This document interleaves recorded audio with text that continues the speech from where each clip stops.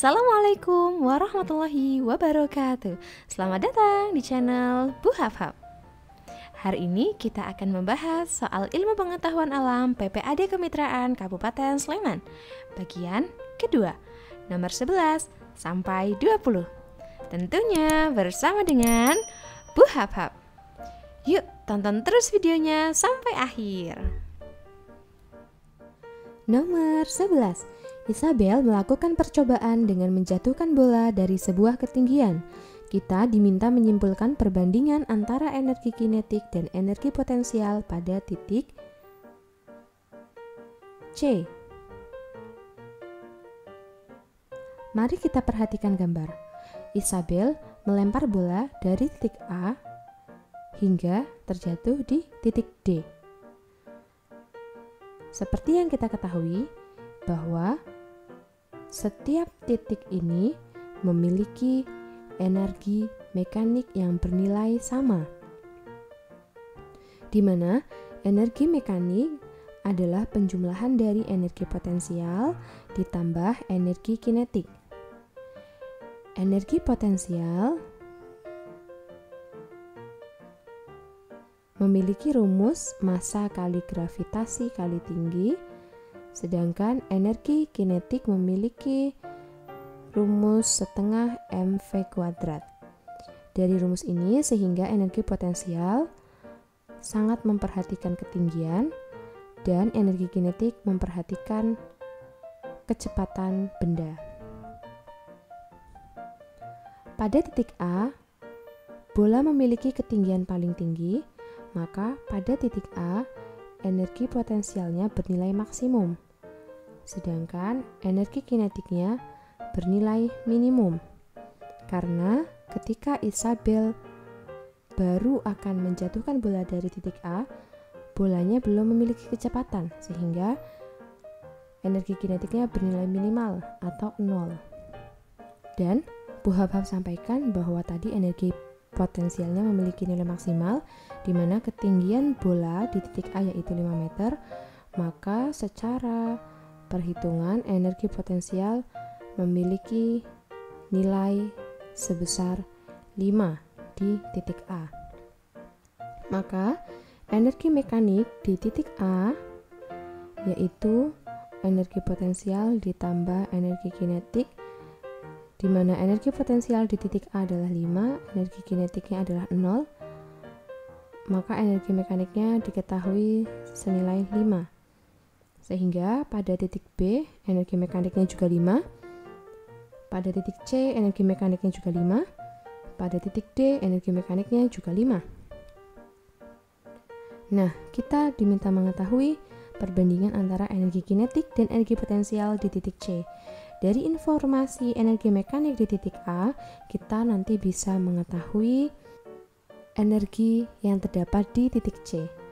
Bu Hafhaf sampaikan tadi bahwa energi mekanik selalu sama di titik manapun, maka energi mekanik di titik C juga bernilai 5. Di mana energi mekanik adalah penjumlahan tadi dari energi potensial ditambah energi kinetik. Sudah diketahui energi mekaniknya 5 ya. Dan energi potensial di titik C, mari kita perhatikan di mana titik C memiliki ketinggian 2 meter, berarti bernilai 2. Nah, dari sini nanti kita bisa mengetahui energi kinetiknya bernilai berapa. Pada titik C, bola memiliki kecepatan karena bolanya itu sedang menuju jatuh ke tanah, sehingga dia pasti sedang bergerak. Otomatis kalau bergerak dia memiliki kecepatan ya. Nah, energi kinetik yang ada di titik C berarti senilai 5 kurangi 2 yaitu EK. Maka energi kinetik di titik C adalah 3. Oke, sudah kita ketahui bahwa ini energi kinetiknya, ini adalah energi potensialnya. Sehingga perbandingan antara energi kinetik dan energi potensial pada titik C adalah 3 banding 2. Jawabannya yang A. Nomor 12. Ani dan Doni bermain jungkat-jungkit seperti tampak pada gambar berikut. Ani memiliki massa 25 kg dan Doni 30 kg. Doni berada pada posisi 140 cm dari Ani. Agar jungkat-jungkit dalam keadaan seimbang, Ani dan Doni menggeser kedudukannya. Di mana? Yang pertama, Doni menjauhi Ani 30 cm dari posisi semula. 2. Doni mendekati Ani 30 cm dari posisi semula. 3. Ani menjauhi Doni 15 cm dan Doni mendekati Ani 17,5 cm. 4. Ani mendekati Doni 15 cm dan Doni menjauhi Ani 17,5 cm. Kita diminta menentukan pernyataan yang tepat agar jungkat-jungkit dalam keadaan setimbang. Untuk dapat menjawab soal nomor 12 ini, kita perlu mengingat bersama bahwa ini adalah materi pesawat sederhana, yaitu jenis pengungkit, di mana kita memiliki rumus pada pesawat sederhana ini, yaitu FB kali LB sama dengan FK kali LK. Atau boleh juga kalian menggunakan rumus FB per FK sama dengan LK per LB. Sama saja ya. Nah, apa sih FB? Apa sih FK? Apa itu LK? Apa itu LB? Mari kita ingat lagi bahwa FB adalah beban yang sebagai bebannya. K adalah gaya kuasa yang sebagai kuasanya. LK adalah lengan kuasa, LB adalah lengan beban. Nah, dari informasi ini mari kita tuliskan apa yang diketahui di soal. Ani memiliki massa 25 kg.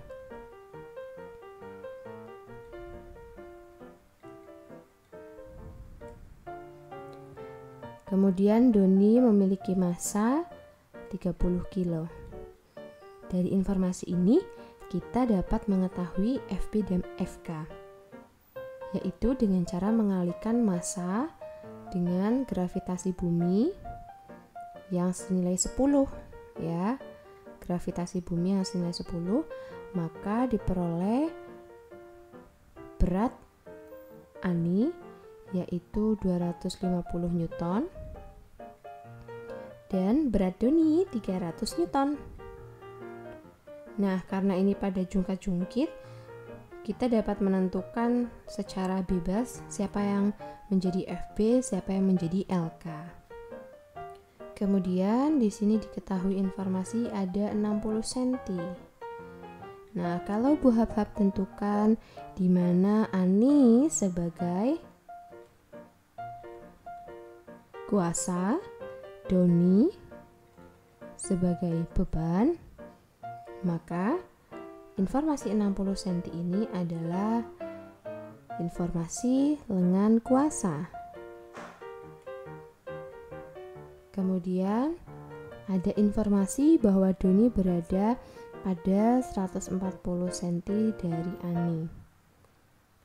Ini Ani, ini Doni, maka jaraknya Ani dan Doni ini tadi katanya 140 cm ya. Berarti kalau sudah diketahui jarak Ani sampai titik tumpunya 60 cm, berarti jarak Doni sampai titik tumpu ini adalah sebesar 80 cm. Maka 80 cm tersebut adalah informasi lengan beban. Oke, mari kita buktikan pernyataan mana yang tepat agar jungkat-jungkit dalam keadaan setimbang. Di sini yang diubah-ubah adalah LKLB-nya, ya. Jadi kita masukkan informasi FB dan FK-nya di sini. Pernyataan pertama, FB-nya tadi kita sepakat bahwa yang menjadi beban Doni ya. Maka FB yaitu sebesar 300 Newton per FK yaitu 250 Newton. Oke, kemudian pernyataan pertama, Doni menjauhi Ani 30 cm dari posisi semula. Berarti yang awalnya dia 80 cm dari titik tumpu, dia semakin menjauhi Ani sejauh 30 cm. Berarti sekarang posisi Doni yaitu 110 cm dari titik tumpu.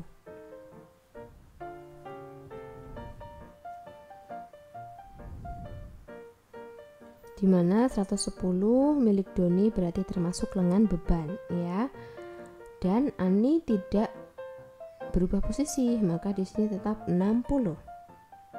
Terlihat di sini perbandingannya bahwa ini masih bisa kita coret-coret ya. 60 dan 110-nya kita coret 00-nya. Ini juga 25 bisa dibagi 5, ketemunya 5, 30 bisa dibagi 5, ketemunya 6. Nah, ini tidak seimbang karena menunjukkan bahwa ruas kiri perbandingannya 6:5, sedangkan ruas kanan perbandingannya 6:11. Maka nomor 1 pernyataannya salah. Nomor 2 masih sama, FB per FK ya, berarti 300 per 250. Kemudian pernyataan kedua, Doni mendekati Ani 30 cm dari posisi semula. Maka Doni sekarang posisinya yang awalnya 80 dari titik tumpu, dia maju jadi 30 cm, berarti sekarang dia maju sejauh 30 cm, berarti dia sekarang posisinya 50 cm dari titik tumpu. Sedangkan Ani tetap tidak bergeser, dia tetap 60 cm dari titik tumpu. Oke, mari kita sederhanakan, di mana 250 bisa dibagi 5 senilai 50, 300 bisa dibagi 5 senilai 60. Maka kita lihat perbandingannya, ruas kiri yaitu 60:50, yang ruas kanan juga 60:50, sehingga pernyataan kedua benar. Selanjutnya, pernyataan ketiga. Kita masukkan lagi FB per FK-nya 300 per 250. Ani menjauhi Doni 15 cm dan Doni mendekati Ani 17,5 cm. Berarti ini semuanya berubah posisi ya. Ani menjauhi Doni 15 cm. Jadi dia yang awalnya 60 cm dari titik tumpu, sekarang dia 60 tambah 15 ya. Sehingga posisinya sekarang dia ada 75 cm dari titik tumpu. Sedangkan Doni mendekati Ani 17,5 cm. Berarti yang awalnya 80 dari titik tumpu, dia maju 17,5 cm. Sekarang posisinya dia berarti 62,5 cm ya. Ini bisa kita sederhanakan, 300 sama 250 sama-sama dibagi 50, ini bisa 6, yang bawah jadi 5. Kemudian 75 sama 62,5 bisa dibagi 12,5, sehingga ini menjadi 6, 62,5 dibagi 12,5, ketemunya 5 juga. Oke, jadi perbandingannya di sini silahkan diperhatikan, ruas kiri perbandingannya 6:5, ruas kanan perbandingannya juga 6:5. Maka pernyataan nomor 3 betul. Oke, walaupun kita sudah mendapatkan jawabannya ya, tapi mari kita selesaikan bahwa di sini diketahui nomor 4 FBFK-nya masih sama, yaitu 300 per 250. Kemudian Ani mendekati Doni 15 cm, berarti 60 kurangi 15 ya, sehingga 45 per Doni menjauhi Ani 17,5, maka 97,5. Oke, dari perbandingannya ini sudah terlihat tidak setimbang ya. Maka pilihan jawaban pada nomor 12 kali ini yaitu yang C, pernyataan nomor 2 dan 3. Nomor 13. Perhatikan gambar beberapa benda di atas lantai berikut. Jika keempat benda memiliki massa sama, maka urutan benda yang memberi tekanan terbesar ke terkecil terhadap lantai adalah, karena di sini diketahui bendanya padat, maka kita menggunakan rumus tekanan zat padat, yaitu P sama dengan F per A. Ya, ini adalah rumus tekanan zat padat. Di mana dari rumus ini kita dapat melihat bahwa tekanan berbanding terbalik dengan luas alas.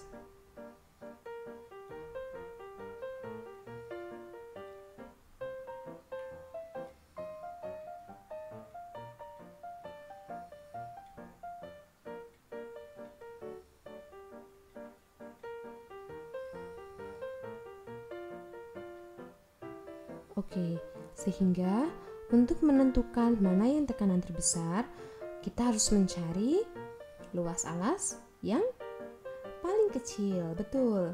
Sedangkan untuk mencari tekanan yang paling kecil, berarti kita harus mencari luas alas yang paling besar.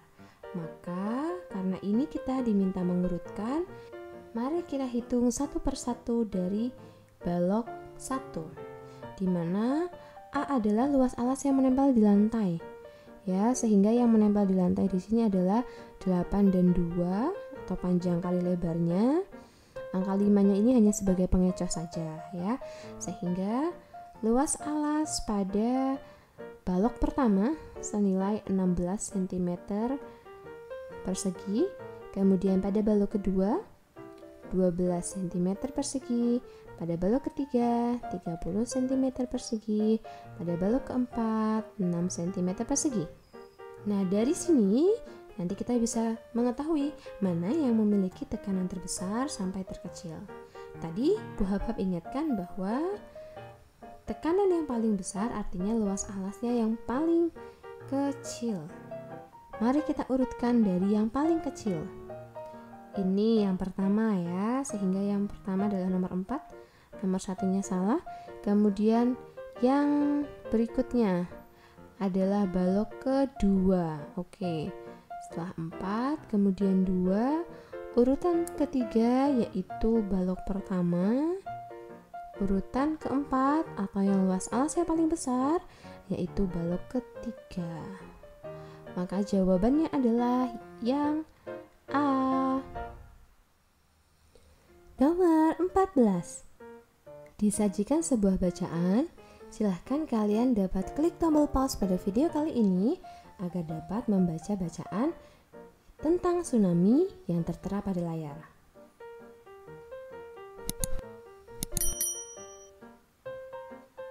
Sudah? Oke, mari kita lanjutkan. Di mana dari bacaan dan gambar ini kita diminta menentukan kondisi saat gelombang tsunami mendekati pantai itu seperti apa, ya.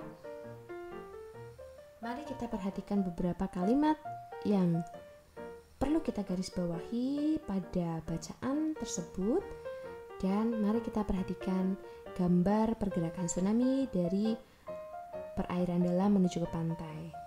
Ini yang ditanyakan adalah saat gelombang tsunami-nya mendekati pantai. Oke, kita simak pilihan jawabannya satu persatu dari A. Cepat rambat gelombang tsunami konstan sehingga amplitudo gelombang tinggi.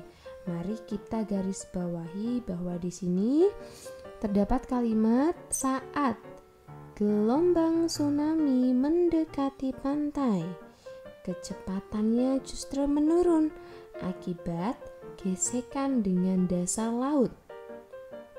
Sementara frekuensi gelombang tetap.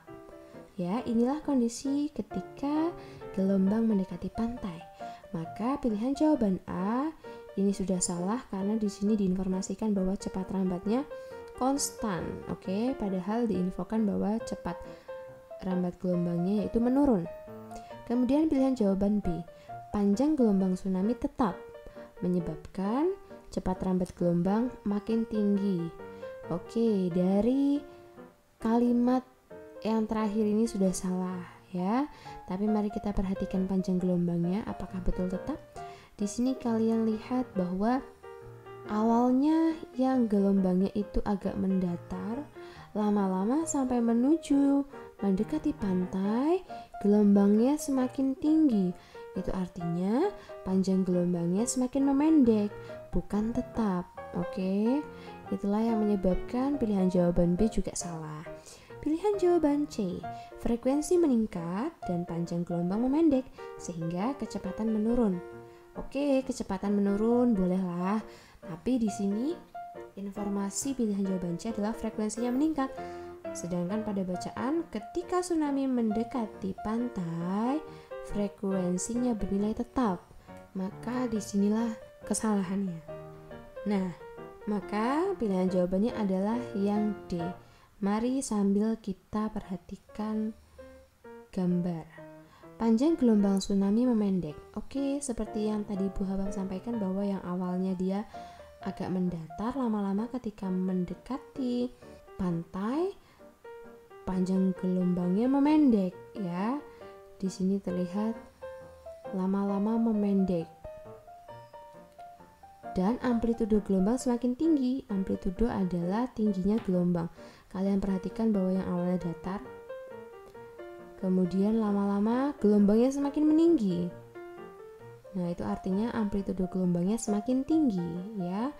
Bukan dilihat dari kedalamannya ini, bukan ya, tapi dilihat dari ketinggian gelombangnya. Sehingga pada nomor 14 ini jawaban yang tepat adalah yang D. Nomor 15. Sebuah speaker diletakkan di atas mulut tabung digunakan untuk memutar lagu dari alat musik tertentu. Lagu diputar dengan volume kecil. Ternyata setiap bagian nada lagu berfrekuensi Action. Ternyata setiap bagian nada lagu berfrekuensi 400 Hz terdengar lebih keras dibanding nada lainnya. Cepat rambat bunyi di udara saat itu 340 meter per second. Panjang kolom udara X pada tabung jika bunyi terdengar. Resonansi pertama adalah Oke, berarti soal ini menanyakan tentang resonansi, di mana pada resonansi diketahui bahwa untuk mencari panjang kolom atau simbolnya L diperoleh dari 1/4 lambda atau panjang gelombang dikali 2n-1. Mari kita tuliskan keterangannya, di mana tadi L adalah panjang kolom udara.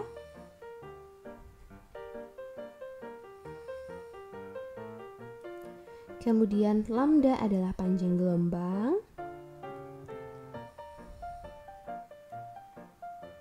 Sedangkan N adalah resonansi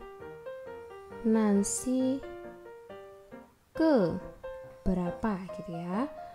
Nah, kita diminta mencari panjang kolom udaranya.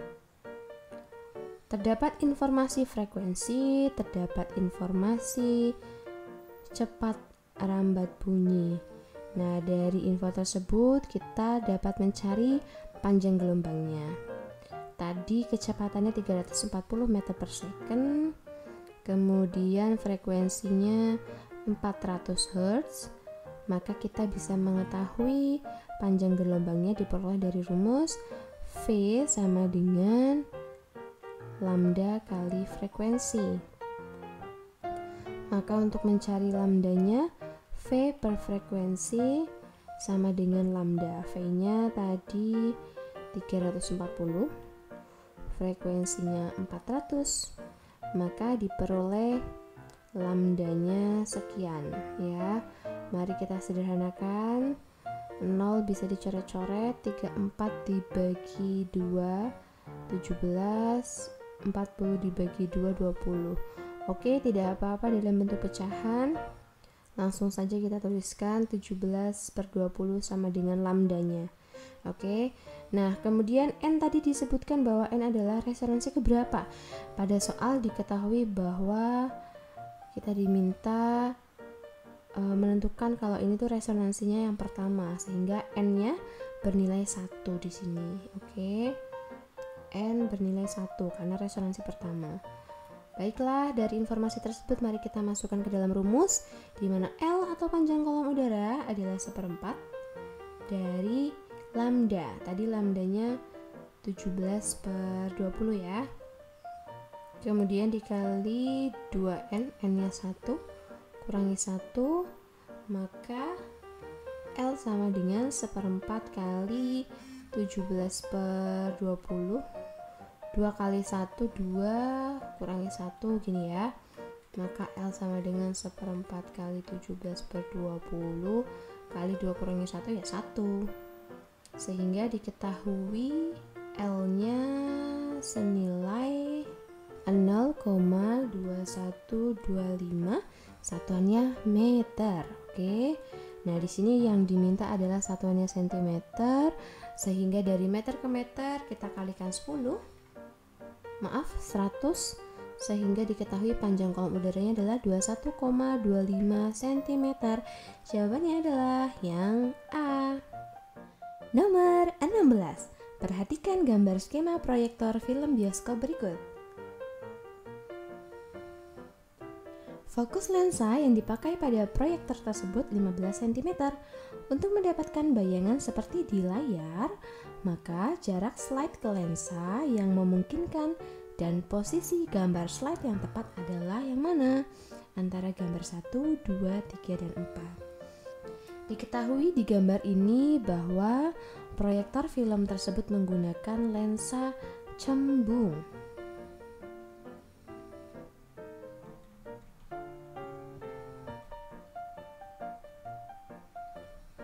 Kemudian diketahui fokus lensanya yaitu sebesar 15 cm. Nah, yang ditanya adalah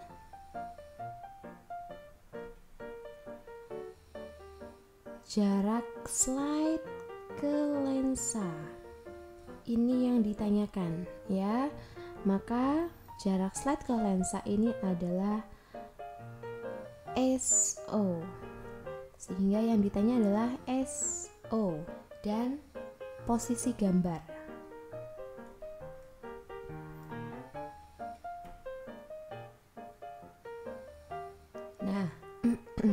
Nah, untuk menjawab soal ini kita perlu mengingat kembali tentang aturan tata ruang yang ada di lensa cembung.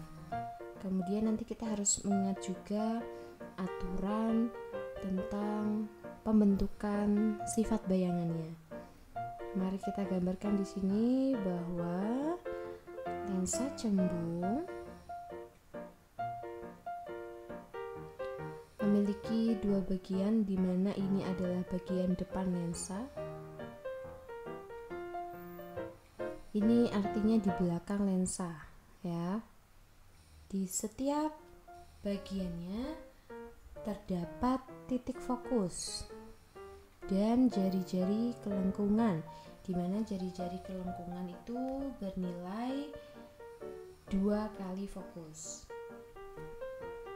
Sedangkan di sisi belakangnya juga sama, memiliki titik fokus dan jari-jari kelengkungan atau R.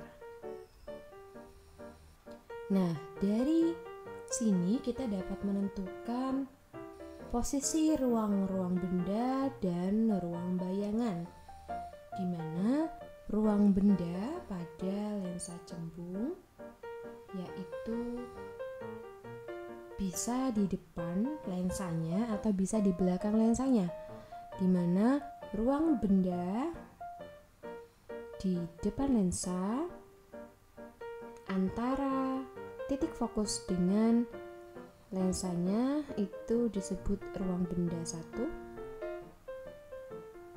Kemudian antara jari-jari kelengkungan dengan F yaitu ruang benda 2. Sedangkan dari jari-jari kelengkungan sampai tak terbatas itu disebut ruang benda ketiga. Oke, ini adalah ruang benda. Kemudian bendanya juga dapat di belakang lensa, yaitu disebut ruang 4. Oke, ruang 4 itu secara keseluruhan full dari lensa ke belakang itu seluruhnya ruang 4. Kemudian ruang bayangannya pada lensa cembung yaitu berada di bawah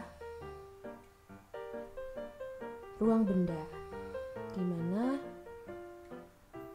disinilah ruang bayangan pertama, Untuk membedakannya, Bu Hapa beri tanda kurung ya di angka Romawinya. Kemudian ruang bayangan kedua berada posisinya di sini. Ruang bayangan ketiga posisinya ada di sini. Sedangkan secara keseluruhan ini adalah seluruhnya ruang bayangan keempat ya. Ini ruang bayangan. Nah, dari ruang-ruang ini kita dapat menentukan sifat-sifat bayangan, di mana untuk mengetahui ruang bayangan, yaitu diperoleh dari 5 kurangi ruang benda. Ya, ini sudah rumusannya, di mana jika ruang bayangannya berada misalkan di nomor 2 nih, berarti ruang bendanya ya 5 kurangi berapa yang ketemunya 2, berarti kan 3. Kemudian misalkan saya balik lagi, ruang bendanya misalkan 1, ya berarti nanti ruang bayangannya diketahui dari 5 kurangi 1, ya 4 gitu. Jadi selalu totalnya itu 5 antara ruang bayangan dengan ruang benda. Nah, ketentuan pertama lagi nih, jika ruang bayangan sama dengan 2 atau 3, maka bayangan artinya di belakang lensa.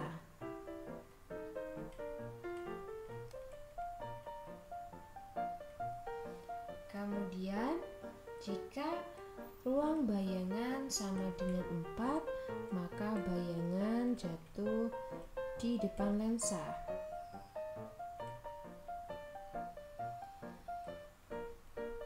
Kemudian jika bayangan berada di belakang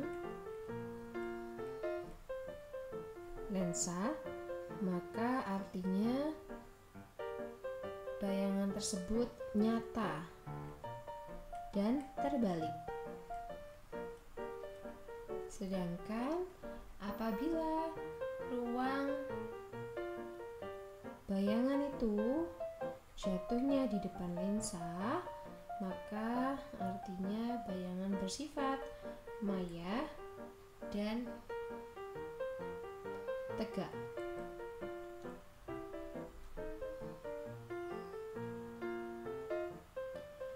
Kemudian jika ruang bayangan lebih besar daripada ruang benda, maka artinya dia diperbesar.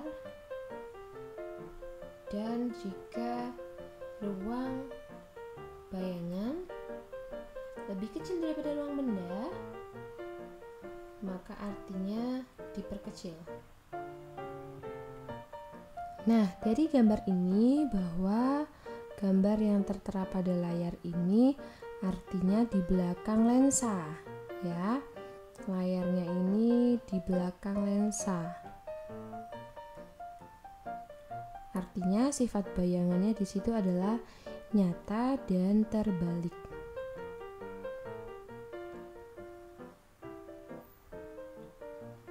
Artinya, kalau pengen layar yang ada di belakang ini gambarnya tegak berdiri seperti ini, maka gambar bendanya di sini harus terbalik dari gambar yang ada di layar. Maka kalau gambar kucing yang lagi berdiri ini otomatis salah ya. Berarti antara nomor 3 sama nomor 4, dimana ini menggunakan imajinasi ya. Mana antara gambar benda nomor 3 sama 4 biar bentuknya bayangannya itu seperti yang tertera pada gambar. Ini sudah terbalik nih. Berarti sekarang kita lihat di layar ini kucing hitamnya sebelah kiri, maka di slide ini kita mencari kucing hitamnya yang di sebelah kanan. Nah, inilah bayangan yang seharusnya, inilah benda yang seharusnya berada di slide agar bayangannya seperti yang ada di layar. Nah, dari sini sebetulnya kita bisa mengetahui kalau pilihan jawabannya langsung yang C. Ya. Hanya dari melihat sifat bayangannya. Nah, kemudian angka 20-nya ini untuk apa? Untuk memastikan bahwa di sini adalah lensa, ini adalah titik fokus dan jari-jari kelengkungan, di mana titik fokusnya yaitu sebesar tadi 15 cm. Nah, kita diminta mencoba-coba ya, manakah dari posisi jarak slide lensa yang memungkinkan agar bayangannya itu terbentuk seperti yang ada di layar. Yang pertama dari yang D, bendanya berada di posisi 10 cm dari lensa. Berarti posisinya kurang lebih ada di sini ya. Belum sampai titik fokus nih. Berarti slide-nya ini bendanya berada di ruang 1. Ini ya, berada di ruang 1. Maka otomatis bayangannya kalau bendanya di ruang 1, maka ruang bayangannya akan jatuh di ruang 4. Maka bayangannya akan jatuh di sini. Nah, padahal di gambar ini pengennya layarnya tuh kan di belakang lensa. Kalau pilih yang D, gambarnya akan jatuh di depan lensa, otomatis bukan yang D. Kemudian, kalau pernyataan yang C, bendanya 20 cm dari lensa nih, berarti dia berada di ruang 2 di sini kan kurang lebih. Kalau bendanya ini ya untuk B dan C, kalau bendanya di ruang 2, maka bayangan akan jatuh di ruang 3. Betul sekali. Maka bayangan akan jatuh di sini. Nah, betul ya, ini di belakang lensa. Artinya sifatnya nyata dan terbalik. Kemudian bagaimana kalau bendanya berada 30 cm dari lensa? Berarti bendanya berada di titik R, yaitu di jari-jari kelengkungan. Karena di sini titik fokusnya 15 cm, kemudian R adalah 2 kali fokus, maka R senilai 30 cm dari lensa. Sehingga pilihan jawaban A itu maksudnya bendanya berada di jari-jari kelengkungan. Kalau bendanya berada di jari-jari kelengkungan, maka bayangan akan jatuh di jari-jari kelengkungan juga. Karena jatuh di jari-jari kelengkungan juga, maka pilihan jawaban A itu juga bersifat nyata dan terbalik. Tapi kita menemukan jawaban bahwa gambar yang harus dipakai adalah nomor 3. Maka jawaban yang paling tepat adalah yang C. Nomor 17. Perhatikan gambar percobaan elektroskop berikut. Kita diminta menentukan pernyataan yang benar tentang elektroskop tersebut. Disajikan 3 gambar, di mana gambar sebelah kiri adalah kondisi awal sebelum dilakukan percobaan. Gambar yang tengah adalah kondisi ketika percobaan pertama. Gambar yang pinggir paling kanan adalah kondisi ketika percobaan kedua. Nah, prinsipnya adalah positif akan tarik-menarik dengan yang negatif. Ya, sehingga pada percobaan yang pertama, bagian atas elektroskopnya ini bernilai positif, maka ada yang menarik dia nih, yaitu benda P, di mana benda P pasti adalah muatan negatif karena akan saling tarik-menarik. Kemudian pada percobaan kedua, bagian atas elektroskopnya ini bernilai negatif karena ditarik oleh benda Q, yang pasti benda Q adalah bermuatan positif. Nah, kita diminta menentukan nih benda P itu apa artinya, kemudian benda Q itu apa. Mari kita perhatikan pernyataannya satu persatu. di mana pernyataan pilihan jawaban A, jika benda P adalah kaca yang digosok sama sutra, berarti benda P itu bernilai apa dulu gitu ya. Kalau benda P adalah sebuah kaca yang sudah digosok dengan sutra, maka benda P ini berarti harusnya bernilai positif ya, karena kaca yang setelah digosok dengan sutra itu kacanya akan bernilai positif. Maka pilihan jawaban A salah. Kemudian pilihan jawaban B, jika benda P adalah plastik yang digosok dengan wol, maka betul, karena plastik yang telah digosok dengan wol, plastiknya akan bernilai negatif. Sedangkan pernyataan kedua, mari kita perhatikan, benda Q adalah kayu yang digosok dengan sutra. Kalau kayu yang digosok dengan sutra, nanti kayunya yang akan bernilai negatif, sutranya bernilai positif, karena elektron yang berada di sutra pindah ke kayu semua. Maka pilihan jawaban B juga kurang tepat ya di bagian ini. Kemudian pilihan jawaban C, jika benda P adalah sebuah batang plexiglas yang digosokkan ke rambut kering, nah kemudian jadinya apa nih? Batang plexiglas berarti dia itu adalah kaca yang digosokkan ke rambut kering, nanti kacanya ini akan bernilai positif, sedangkan rambut keringnya akan bernilai negatif.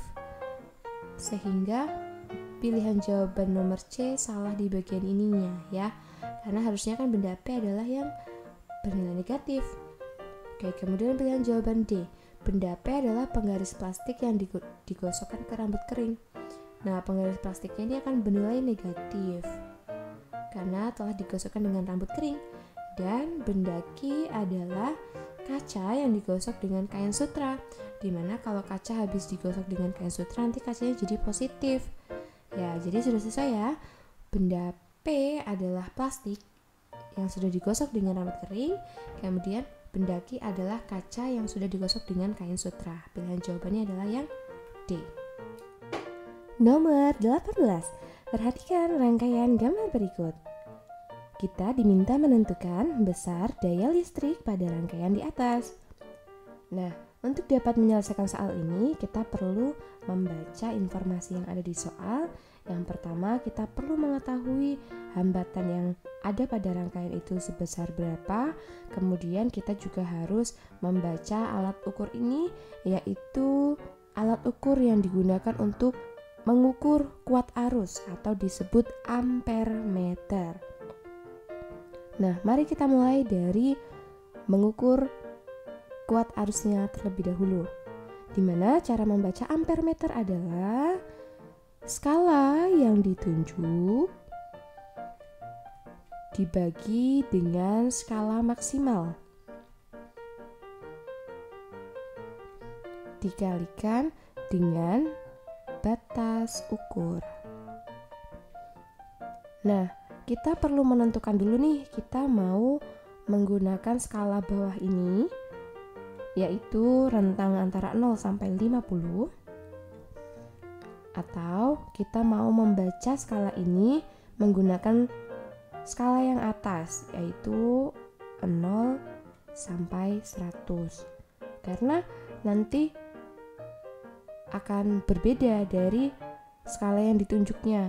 Kalau kita menggunakan skala bawah ini 0 sampai 50, maka kita melihat skala yang ditunjuknya ini yang bawah, angka bawah, di mana angka bawah ini menunjukkan di titik 15 atau angka 15. Jadi kalau kalian mau pakai skala bawah yang 0 sampai 50, maka kalian menggunakan angka 15/50. Tapi kalau kalian ingin menggunakan skala yang atas 0 sampai 100, maka silahkan kalian lihat bahwa skala yang ditunjuk, kalian lihat angka yang atas ini menunjukkan angka 30 ya. Jadi kalau kalian mau pakai skala yang atas 0 sampai 100, kalian lihat angka yang atas. Kalau kalian mau lihat skala bawah 0 sampai 50, kalian lihat deretan yang angka bawah. Nah, Bu Habhab kali ini akan menggunakan skala yang atas, maka Bu Habhab melihat skala yang ditunjuk itu dari deretan angka yang di atas, di mana skala yang ditunjuk pada skala atas itu menunjuk ke angka 30 karena skala maksimalnya di sini adalah rentang antara 0 sampai 100, maka skala maksimalnya yaitu 100, di mana batas ukur adalah yang tertera pada alatnya di sini. Yang tersambung dengan rangkaian adalah 10 ampere, maka tuliskan di sini 10 ampere. Tinggal kita selesaikan, kita coret-coret. Ternyata kuat arus yang mengalir pada rangkaian tersebut sebesar 3 ampere. Oke, kita mendapatkan satu informasi.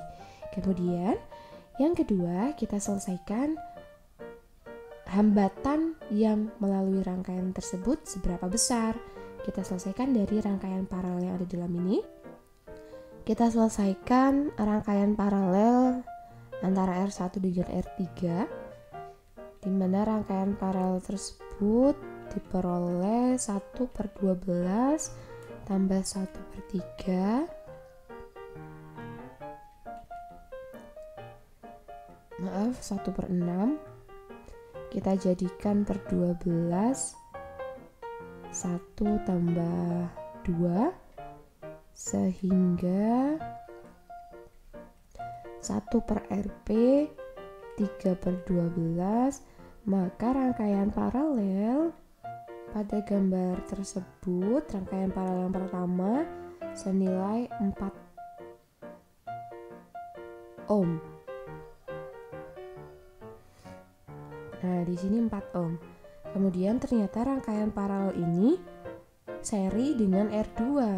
Maka mari kita tambahkan hasilnya tadi 4 ohm ditambah R2-nya 4 ohm, maka bertemulah 8 ohm.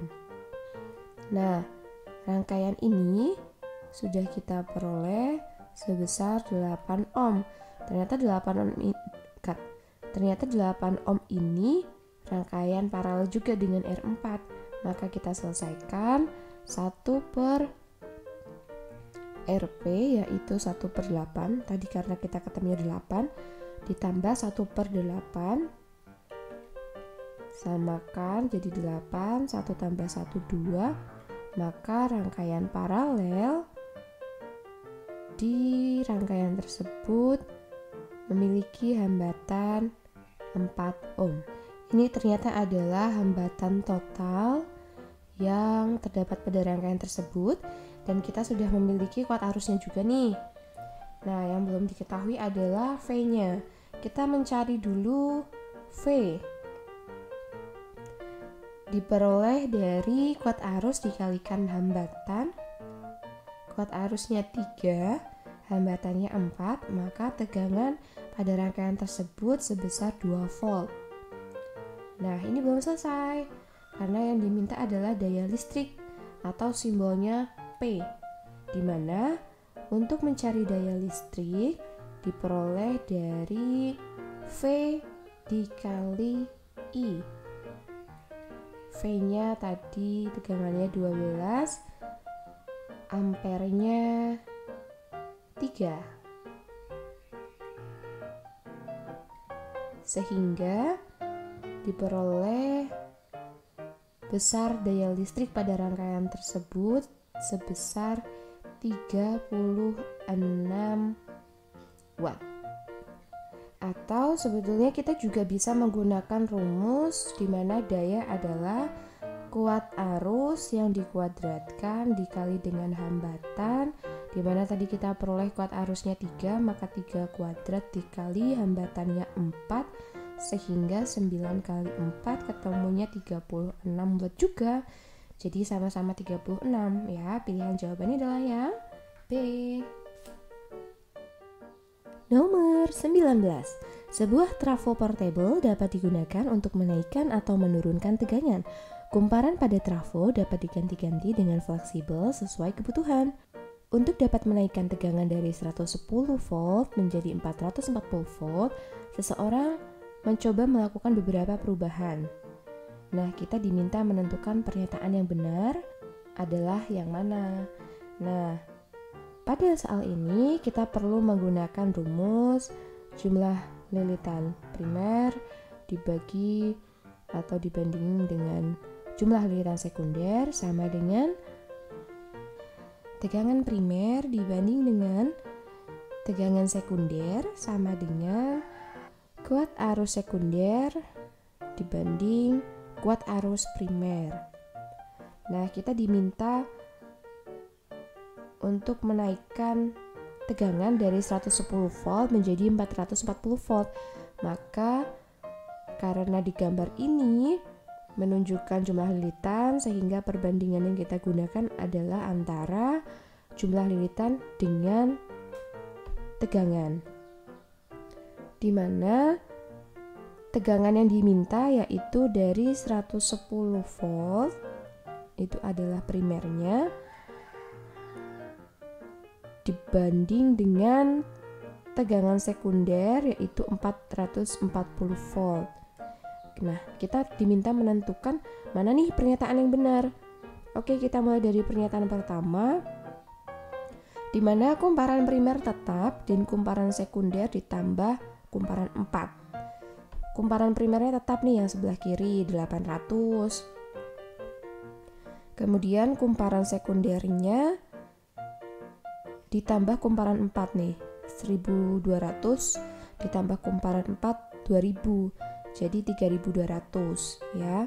Di sini perbandingannya 1:4, 800 sama 3200 perbandingannya juga 1:4, sehingga pernyataan nomor pertama betul. Kemudian nomor 2, kumparan primer diganti 2 dan kumparan sekunder diganti 4.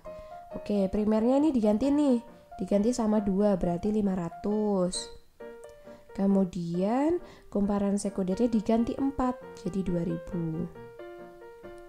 Perbandingannya 1:4, ini juga 1:4, maka sudah jelas bahwa jawabannya adalah 1 dan 2. Mudah sekali ya. Nomor 20. Perhatikan gambar berikut. Jika dinamo sepeda berputar lebih cepat, maka lampu sepeda menyala seperti apa? A. Terang. Karena perubahan medan magnet pada dinamo makin cepat sehingga hambatan dinamo makin kecil. Ini kurang tepat ya, karena penggunaan dinamo sepeda ini nanti akan berhubungan dengan GGL atau gaya gerak listrik, bukan berhubungan dengan hambatan dinamo. Oke, mari kita lanjutkan. Pilihan jawaban B, terang karena medan magnet pada dinamo makin kuat sehingga arus pada lampu makin besar. Oke, kurang tepat. Redup karena kumparan sulit memotong garis gaya magnet sehingga GGL pada apa nih? Soalnya kurang tepat ya, kurang lengkap. C. Lampu akan menjadi redup karena kumparan sulit memotong garis gaya magnet, maka GGL akan semakin kecil. Ini juga tidak berhubungan ya, karena pada dinamo sepeda itu akan berhubungan dengan perubahan medan magnet dan GGL. Ini bukan berdasarkan kumparannya. Nah, jadi pilihan yang tepat adalah yang D. Lampu akan menyala terang ketika dinamo sepeda berputar makin cepat karena perubahan medan magnet dinamo makin cepat juga sehingga GGL makin besar. Pada dinamo sepeda, lampu dapat menyala itu akibat perubahan energi gerak, ya kan? Karena kita mengayuhnya toh.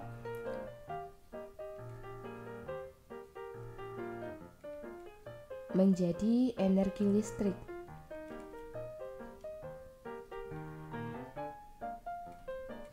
Saat sepeda dikayuh, kumparan pada dinamo akan bergerak sehingga menyebabkan perubahan garis gaya magnet pada dinamo. Perubahan garis gaya magnet inilah yang menghasilkan gaya gerak listrik atau GGL induksi untuk menyalakan lampu. Itulah sebabnya kita tadi memilih pilihan jawaban yang D. Demikian pembahasan soal kali ini. Semoga bermanfaat untuk kamu ya. Jangan lupa share, like, dan komen. Terima kasih.